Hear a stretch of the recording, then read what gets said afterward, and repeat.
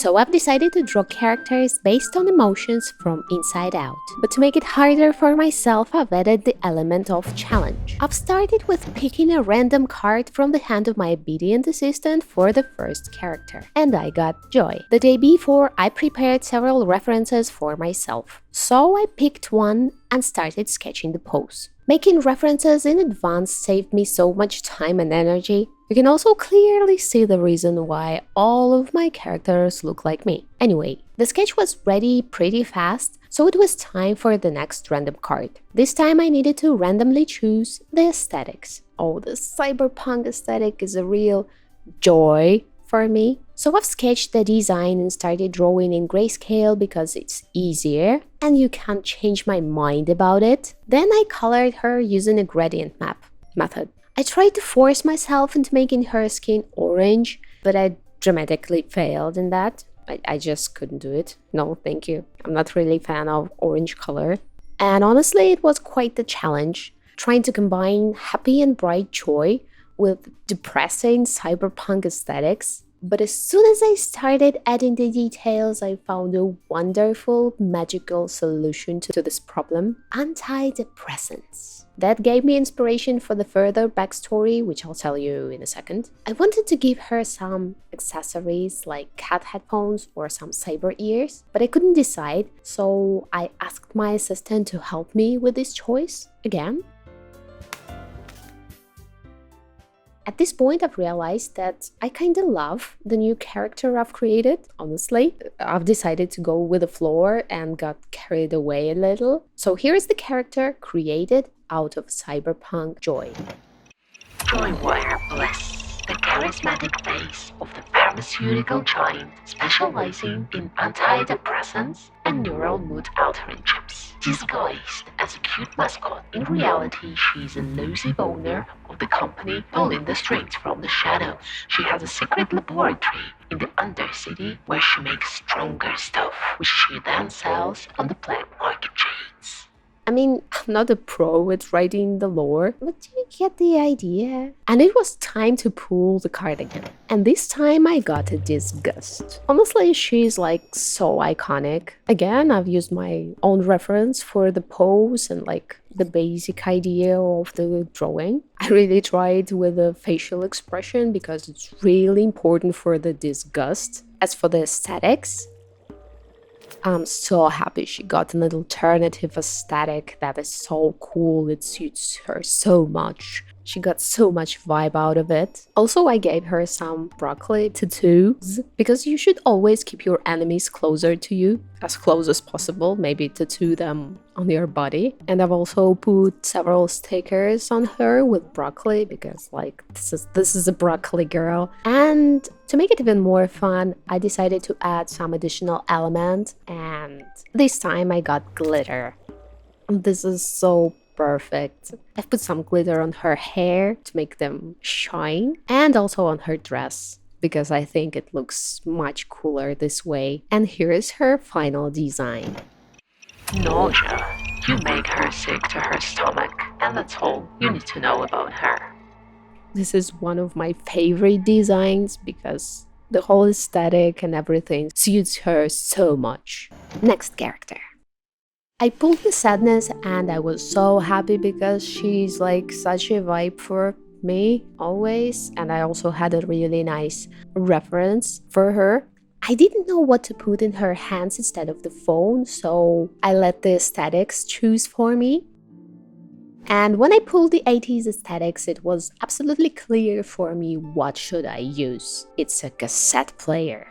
And it's so awesome. I'm so happy I got it. Because she looks so cute and she's such a vibe and stuff.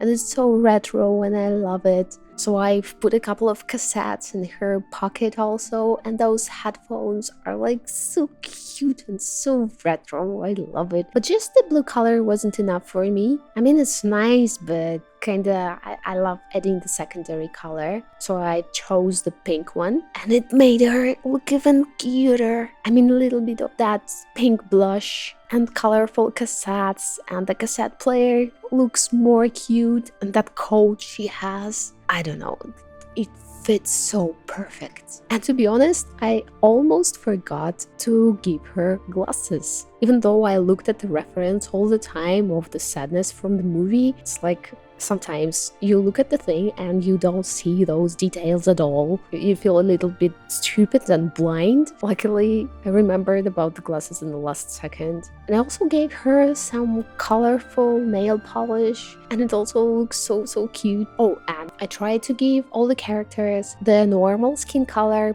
but with a shade of the color of their emotion. Like, the sadness isn't purely blue. She's kinda has this natural skin color, but with a shade of blue. And for the fun additional element, I got stitches. I mean, I clearly didn't want to put stitches on her face because it was so beautiful, and her hands, like, I didn't want to turn her into Frankenstein. So I decided to patch her clothes a little, like, it's really retro clothes and old. So I gave her some elbow patches and recolored the coat a little bit in these places to give it a feeling that it's like the real patches. So here is the sadness character. Misty Wave, the master of sad mixtapes, spends most of her time listening to heartbreaking songs and watching the rainfall. She loves the rain so much that decided to move to the most rainy city she could find. That made her feel even more sad, and she was very happy about it, and also sad. I love her so much. She's the cutest little thing ever. But anyway, I was finished with sadness, and it was time to move to the next character. So I've pulled the anxiety card. I mean, the character looks super fun, but I hate the character, okay? Let's be honest, nobody likes the anxiety. Although it's like made to motivate us to do stuff in our lives, it doesn't help. It works opposite. I don't know. So when the sketch was ready, it was time to pick the aesthetics again. And I've pulled this 70s card. And in the beginning, I was like, how am I gonna do that? On one hand, the color scheme is very close to 70s, but the hair design didn't look correct at all. So I guess I kind of did a mix up of 70s plus 80s time periods, because her hairstyle is more from the 80s, but the color scheme and the clothes is more from the 70s, so I guess it's like the year 79 or something. But anyway, I had to give her these wavy hair and some big and nice earrings. As usual, I've used myself also as a guide on the shadows and stuff, on the values. I don't know why, but I've really enjoyed drawing hands here. And I've changed her face expression a little bit from the one I had, because I felt like she doesn't have enough anxiety in her face. And even though I don't really like orange color, here I had absolutely no choice. I had to make her orange. And for some reason here it kind of worked out, I guess, with the happiness. It's just, I don't know, I didn't like it there. But on her, I can even say that it suits her. To draw the hair, I've used my hairbrush as always, because it's much easier. It makes the whole process super fun and easy. And again, I gave her some stickers and little details and stuff to make her look a little bit more interesting. And it was time to randomly choose a bonus, and I got glitter.